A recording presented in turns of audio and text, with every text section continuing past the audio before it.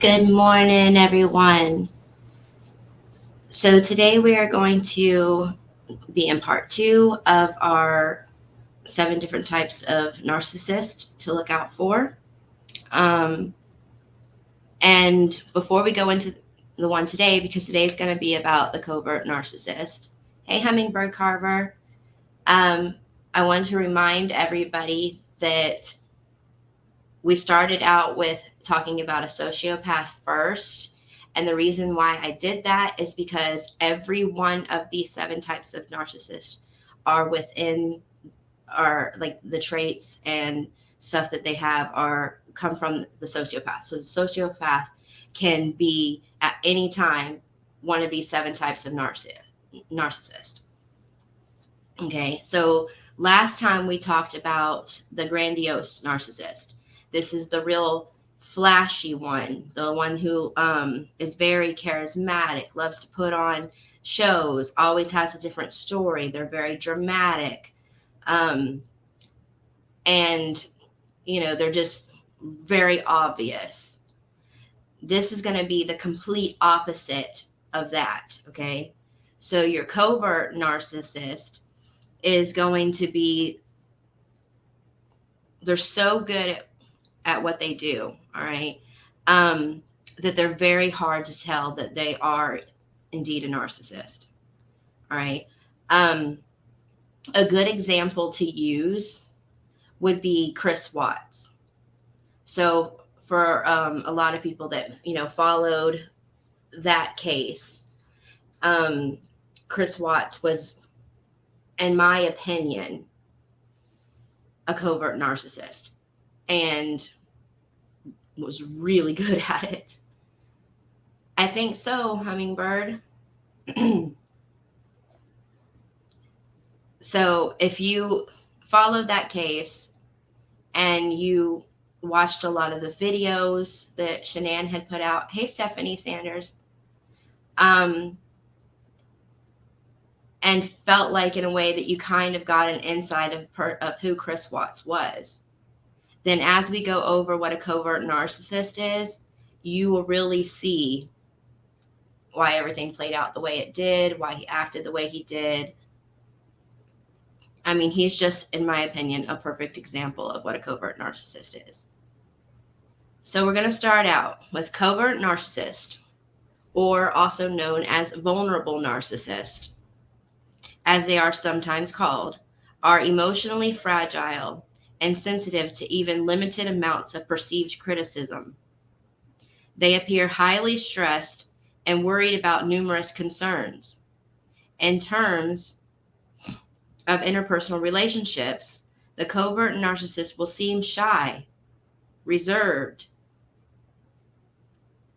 They will compare and judge themselves against what other people have in terms of happiness, possessions, and relationships constantly. Okay, so going back to, talking about using Chris Watts as an example, everyone said he was so sweet. He was a shy guy. He kept to himself, but he was there if you needed him. I don't see how he could have done something like this. Okay. So the grandiose narcissist that we talked about prior to this video was what they would call an overt narcissist. Okay. But where a covert narcissist does, they are really good at hiding their problematic behavior. Okay. They hide their thoughts, they hide their feelings. Where the overt narcissist will boldly display all the typical narcissistic qualities. That's where that, grandiose comes in. And they're very demeaning and they're very demanding. Okay. The overt narcissist always presents themselves as a special, important, and entitled person to get what they want, regardless of another person's needs. Their arrogance and self-importance will be within moments of starting a conversation with them. But the covert narcissist will experience most of the same thought and feelings that the overt narcissist has, but they will be less obvious with their expressions. It may take friends and coworkers longer to notice their narcissistic traits. So we're going to go into 8 signs now of a covert narcissist. So whereas other narcissists seem to hit people over the head with their grandiosity and confidence, the covert narcissist has a presentation of uncertainty and self-doubt. Sounds like your ex, Hummingbird. Yeah, I'm sure that a lot of people can relate when we learn about these narcissists. There's so many of them out there. They may let other people make the important choices for them because they report being indecisive and fear making mistakes. So once again, using Chris Watts as an example here, we saw that it looked from the outside like Shanann just ran the whole house. Like she was overbearing and she just ran the whole entire house. And Chris just did what he was told and followed along. But in reality, that's not what's really happening. It's because they're indecisive. It's because they have these fears of making mistakes. And they want everybody to look at them as perfect and wounded. They constantly compare themselves to others. They may feel like they don't stack up to their friends. But it's incredibly difficult to stay friends with a narcissist. A narcissist in the workplace may need constant reassurance and validation. They may be quick to compliment others for their success, but instead of feeling happy for that person, they only feel bad for themselves. So they have this outward sense of inferiority. Okay. Hey.com.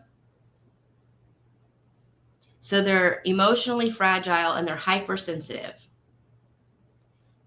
Due to an unstable self-esteem, people with covert narcissism are incredibly fragile and sensitive. If someone criticizes their work, their family, or their personality, the covert narcissist will respond with an extreme emotional reaction. They could be overly sad from even just a minor comment. They might not always show it, but this is what's going on the inside. The opposite may be true as well, with a narcissist experiencing a drastic positive mood change from an insignificant compliment. So you could say something just, "You're looking good today." And their whole mood changes. It just brightens them up. Like they just absorbed every bit of positive energy they could from you, over such a tiny little compliment. This comment could reinforce their desirable qualities or merely neutralize the latest perceived sight that somebody else had on them. So it's that validation seeking that all narcissists have. Number 3, they get highly stressed and angry really easy. Hey, Deborah Ann. The mood changes that come with being a covert narcissist will create a great deal of discomfort. With so much weight being assigned to each critique, the person will begin feeling very stressed and anxious as they stand by for the next comment. For them, stress commonly builds towards an anger and aggression, as negative feedback could enrage them. They may explode and take their anger out on others or harm themselves. Okay, so when they're put into an environment, and around people in the public and stuff like that, they're constantly fishing for a compliment. They're constantly looking for that validation, and they will take all the time that it's needed to get all the praise that they need, all the compliments and stuff. But for every 10 compliments that they get, one little negative comment towards them can just shred all the praise and love that they got from others. All right. And, every little comment that they get that they don't like just further enrages them until finally they are going to snap. So once again, we'll go back to the Critsois situation. Such a humble acting guy, so sweet, great dad, seemed to be a great husband, there for when people needed him, so it seemed. But as soon as he started doing something wrong, which was having an affair with Nicole, and Shanann started noticing that he was acting differently, he was working out all the time aggressively, things like that. Hi, Tennessee girl. And he was staying gone longer. He was acting shady with his phone. And she started calling him out on it. He began to be enraged, right? And she didn't understand what was going on. She was talking to her friends. She spoke with a lawyer. She was talking with family. She didn't know what was going on with him, and she was afraid to try to talk to him. Now, if he was so sweet and so loving and so humble and just an all-around great guy, then why was she afraid to talk to him about little things? Because he wasn't all that he portrayed that he was. Deep down, he was a narcissist. Okay, so number 4, they are chronically envious. The outward sense of inferiority experienced by a covert narcissist will lead to powerful and chronic envy of others. The narcissist will always focus on what other people have that they do not. If the covert narcissist has a 4-bedroom house, they will want a 5-bedroom house. When they get the bigger house, they will still be envious because someone has a pool or a movie theater or a bowling alley in their basement. Covert narcissists can be jealous or envious of almost anything, including physical attributes, including height, weight, hair, and skin quality, or someone's strength, wealth measured by a house, a car, clothes, and jewelry, family status, including marriage or children, power measured by employment or community involvement. I mean, hey, October, baby.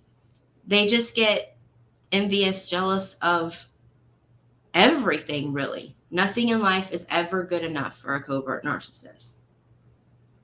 Yes, they try to keep up with the Joneses, for sure, and they will put themselves in debt to do so. No matter what area of envy, the covert narcissist will never be able to appreciate what they have. The focus will always be on what they are lacking. It's just like they're empty inside. They're never satisfied. They're never happy. Number 5, aimlessness. Because they are so driven by jealousy and trying to chase after others' achievements, the covert narcissist will appear aimless and misguided.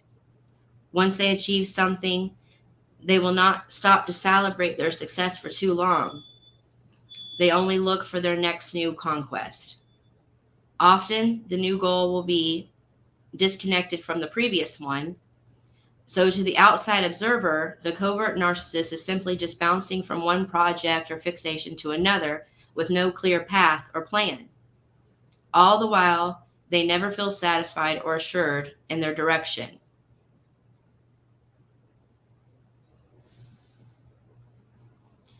Number 6, they are completely self-absorbed. Whether they're a covert or an overt, the person with a narcissistic personality disorder will be self-absorbed. They will only consider what is good for them and how they can get what they want. And this can go to extremes, guys.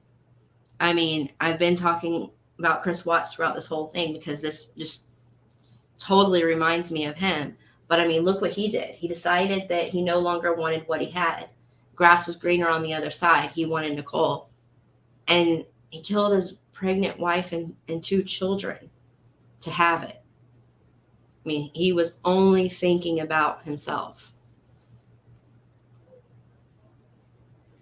The self-centeredness leads to two outcomes: emotional manipulation. Because they are so focused on completing whatever their current goal is, they will do anything to achieve it, including emotionally manipulating others to be part of their plan.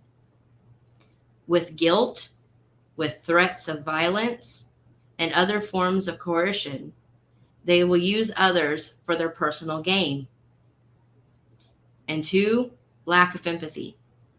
Empathy is the ability to understand another person's perspective and feelings. A narcissist is not interested in walking a mile in another person's shoes, so they will never experience empathy. They won't care about others, only what others can do for them. Now, they might pretend, they can sure pretend to love, pretend to care, but, and like I said, everyone said about Chris Watts, he had a huge heart. He was a great guy. He was a great dad, a great husband, all these things, but he was not. He had no empathy for Shanann's lupus and, working from home and taking care of young children. All he was ever thinking about was his next concert that he got to go to, the next time he got to hang out with the guys, the next time he could sneak away and be with Nicole. He was always worried about himself. Number 7, they have a secret grandiosity. On the outside, a person with covert narcissism will seem quiet, meek, and self-deprecating.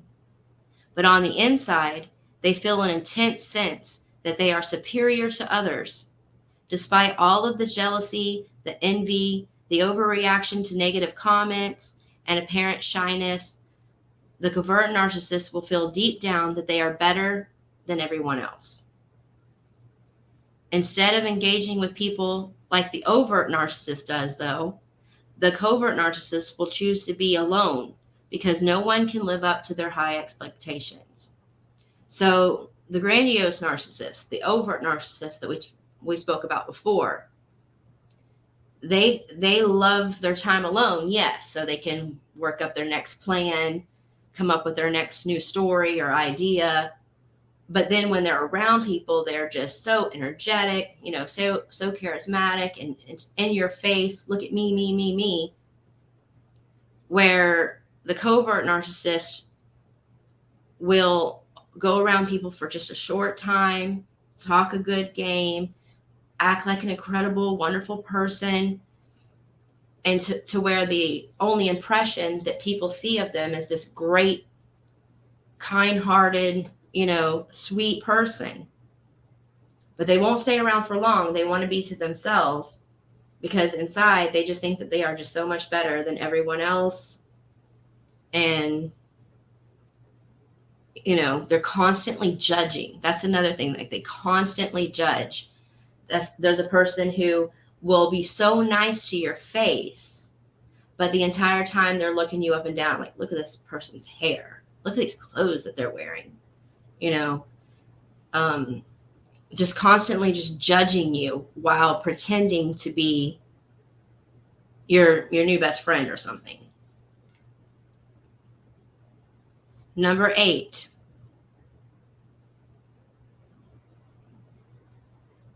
With the mood changes, fluctuations between feeling superior and being jealous, never feeling satisfied, and being able to rely on other people, the condition can result in despair and suicidal ideation. I wasn't sure if I should say that word, but I am. So covert, which means vulnerable, narcissists will experience more depression, anxiety, non-suicidal self-injury, although they will talk about unaliving themselves at times. They rarely ever do. Okay, but they will harm themselves. They will hurt themselves. These are the type of people that when they get really angry or they really feel like they've been beat up on, Hey, chaotic beauty. They'll pull their own hair, or they'll punch themselves, or they'll smack themselves in the face.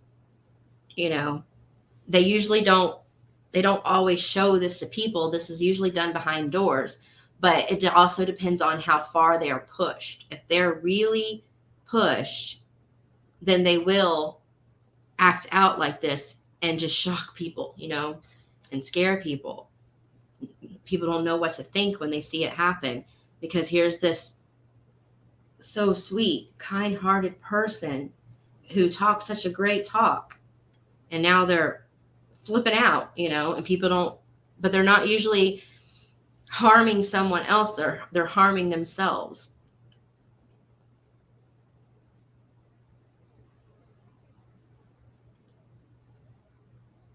So these things are very common in a covert narcissist. I'll quickly go over it. These are things to look for. They're usually inattentive and distracted. So when you're trying to have a conversation with them, or have one-on-one time with them, they act like they have severe ADHD or something. You're just not important enough to keep their attention. They have jealousy and paranoia, right? So they're constantly wanting what somebody else has, envying someone else, but they'll do it in a judging type way too, where they, trying to make you think they're not jealous or envious of the other person. And they are all the time paranoid that someone is out to get them, that someone is after them, that someone's going to take what they do have from them. Or they're paranoid that somebody's going to figure them out, or someone is going to make a comment towards them that they don't like, degrade them in some sort of way. Which is also why they go so far out of their way to try to portray that they're this amazing person, to avoid you hurting their feelings. So inability to understand someone else's point of view. All right. Since you're not important to them, and since they don't have the empathy that a normal person has, then when you try to make them understand how you are feeling about something, or you try to make them see your perspective in a matter, they could care less, right? You're not going to get through to them on it, because all they're thinking is what they're feeling, what thoughts that they have, how they see the situation. Yours is unimportant. Unexpected angry outburst, like we just talked about, since they're overly sensitive, okay, they will try to play cool as long as they can play cool. But eventually it will build up and it'll build up, and then they will just rage. Frequent changing of jobs. So this is because they will usually conflict with their bosses, their employees. They think that they're better at everything than everybody else. And they will say that in a nice way. Unlike the overt narcissist, it's just quick to tell somebody what they feel about them or think about them. The covert narcissist will degrade you in a polite way. So they'll say something like, to a wife or a girlfriend or something, that an example would be like, I don't want to hurt your feelings. I'm only saying this because I love you and I care about you. But you really need to lose 10 pounds soon, because people are talking. People are giving you disgusted looks. You're breathing a little heavier since you put on weight. And I don't mind. I'm just telling you this because I love you and I care about you, and I think you should know. That's how a covert narcissist responds to someone, acts to somebody, talks to someone. All right. That's why they fly under the radar too, because they appear to be so kind, but they're not. Impulsive purchases. So, in an attempt to fulfill that emotional void that they have, the covert narcissist will buy expensive items like cars, property, jewelry, and electronics that they really can't afford. All right, they'll put themselves out and they'll put others out to have things. They have issues with bonding with children. Again, without a strong sense of empathy, covert narcissists struggle to bond and connect with children at any age. Okay, they can go around them for short period of times and be the best dad, the best aunt and uncle, the best mom. You know, that, and the child thinks, oh, they're so cool, they're so fun, I love it when they come around. But it won't last for very long. Like maybe we'll say at the most an hour, and then they've had enough putting on their show for that child and the people surrounding, watching how great that they are, and they hurry and scurry away. Okay. Typically, they don't want to be around their own children. They want that child to think that they're amazing and that they do all these great things, but they don't really want to be around them. All right. They also usually tend to have a lot of legal issues. Hummingbird Carver says, is it possible to be both kinds of narcissists? It sure is. Because if you're a sociopath or a psychopath, you will have all the traits of all 7 types of narcissist, and you know how to play them at different times. Okay. And then the number 7 narcissist that we're going to get to later on is called a complex narcissist. And that is a narcissist who is not really a sociopath, definitely not a psychopath, but they can use traits from all different types of narcissism at any time. And usually a narcissist isn't just one type. They usually are a mixture of different types. So they'll have a lot of legal issues because they think that the laws and the rules don't apply to them. A lot of them think that they're above the law. So they often engage in illegal activities, especially if that gets them what they want, or, what they need to show off that they're so amazing. And substance abuse. With covert narcissism, the person may justify their intense substance abuse of a way of coping with incompetent people.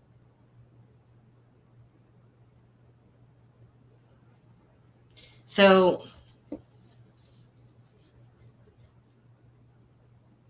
the best way that I can explain a covert narcissist is someone who, when you first meet them, like all narcissists, they have a story. And usually it's going to be one that makes you pity them, makes you feel sorry for them, makes you want to do everything that you can do to make this person happy, to make up for all the bad things that ever happened to them. Okay? Using Chris Watts, when he met Shanann, his very first things that they talked about was how his family treated him. Well, later we found out that in reality, he was a spoiled brat. His family treated him way better than they did his sister. He was the apple of his mother's eye. He was best friends with his dad. He got to do all these great things, go to this wonderful school that he wanted to go to. But it was a long time before Shanann knew any of that, because he told her how they mistreated him and how he didn't have that many friends and he didn't really ever have a girlfriend. And it was just, this kind of sappy sob story that just made her, oh, well, I'll love you. I'll take care of you. I'll give you everything they wouldn't give you because you're so amazing and you have such a kind heart. That's how they suck you in. And then there's that love bombing that we've seen with, that sociopaths can do and that the grandiose narcissist will do, where they're just, oh, you are so amazing. You have changed my life. I don't know what I would do without you, and they just make you feel so good about yourself. But the whole time, you're pond scum to them. They know exactly what they're doing to suck you in and to get you to do everything for them.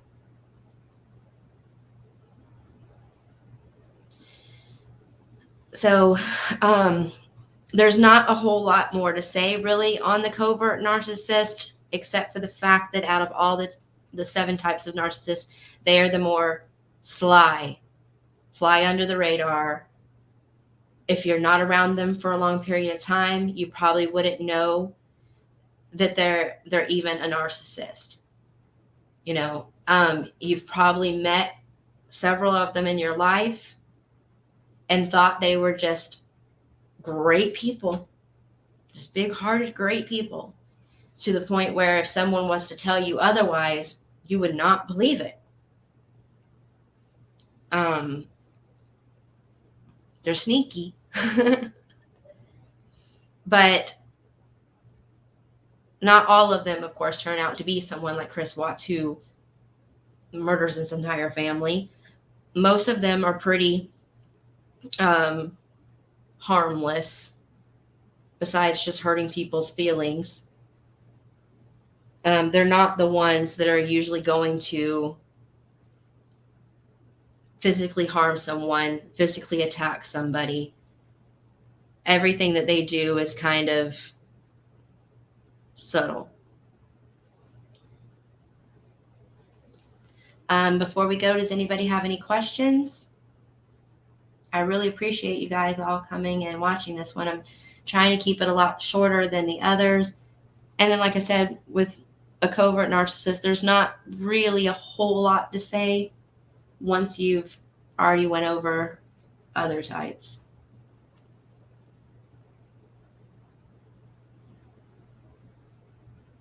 I am going to be making a video soon about my feelings on some of the stuff that's going on YouTube, and this whole everybody trying to pull somebody in a direction, making subs feel like that they're owned. I don't like it at all. I'm a very independent person. I'm not a part of a club,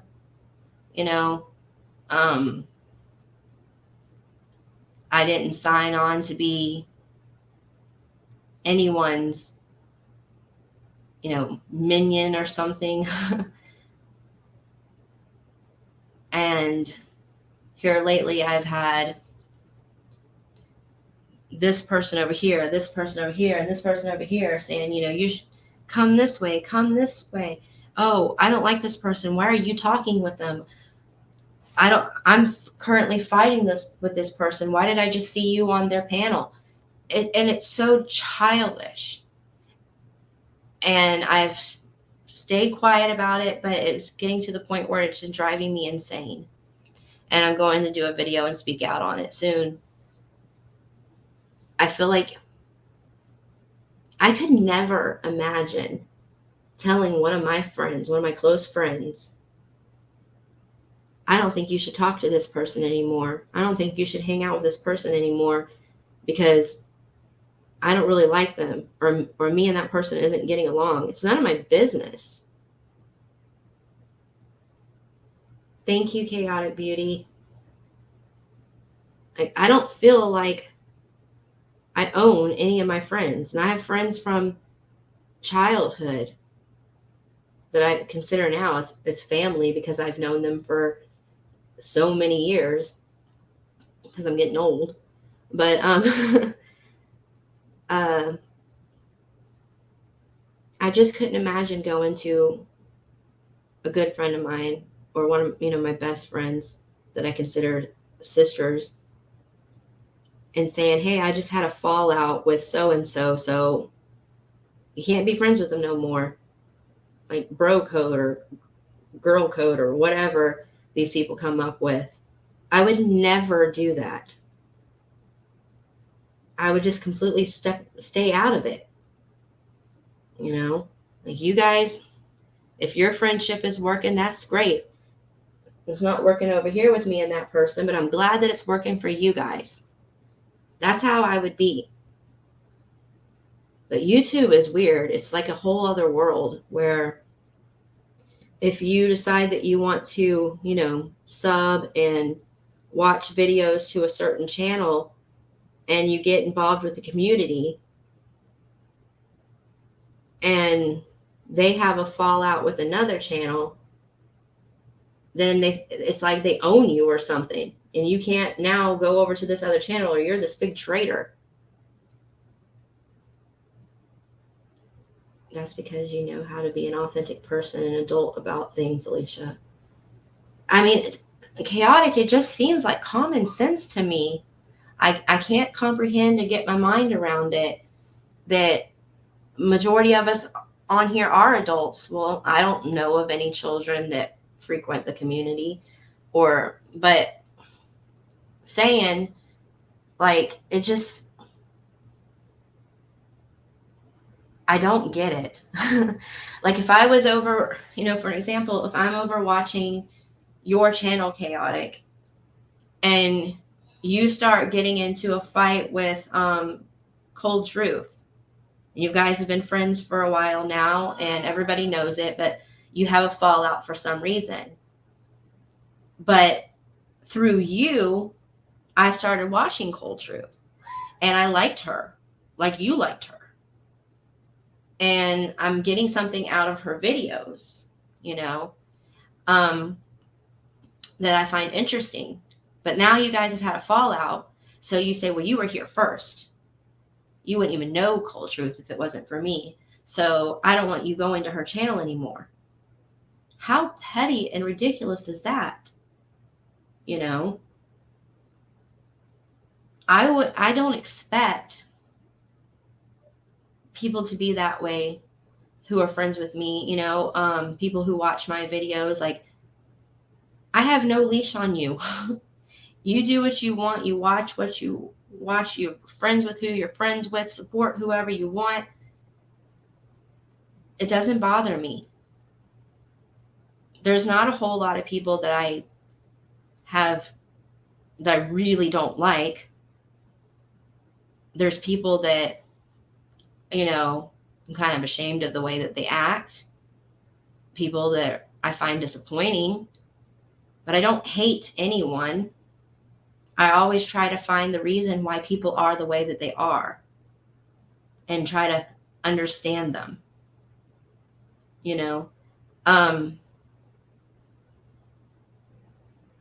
I would never try to handle someone in that manner. Tell them what they can and cannot do with their adult life, who they can and cannot talk to. I find it insane.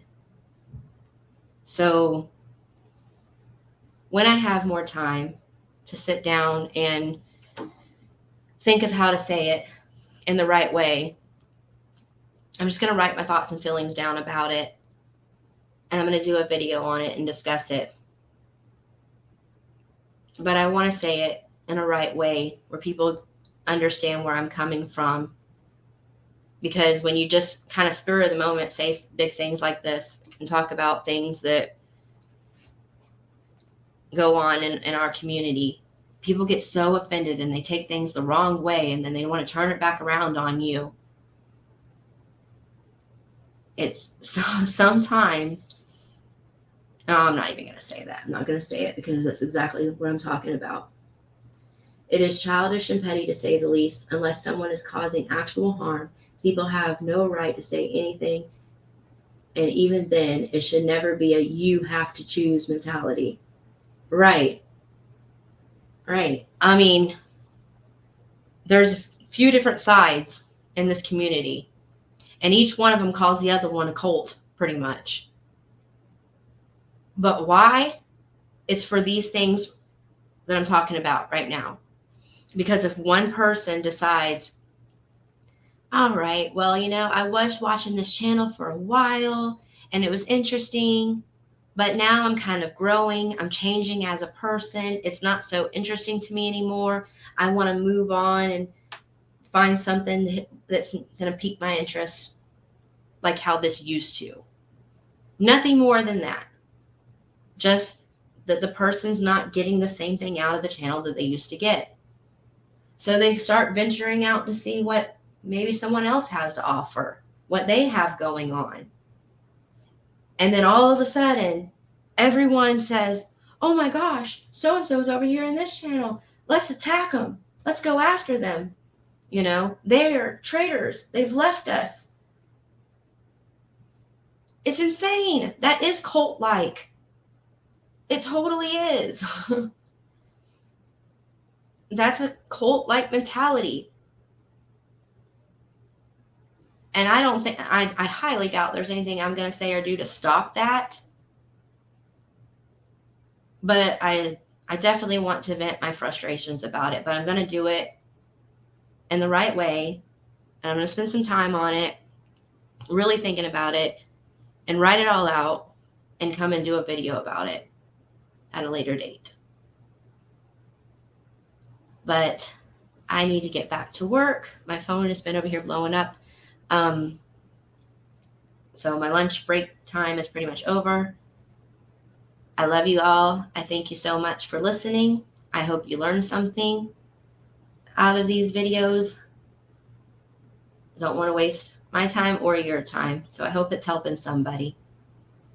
And I'll see you guys on the YouTube streets later. Love you all.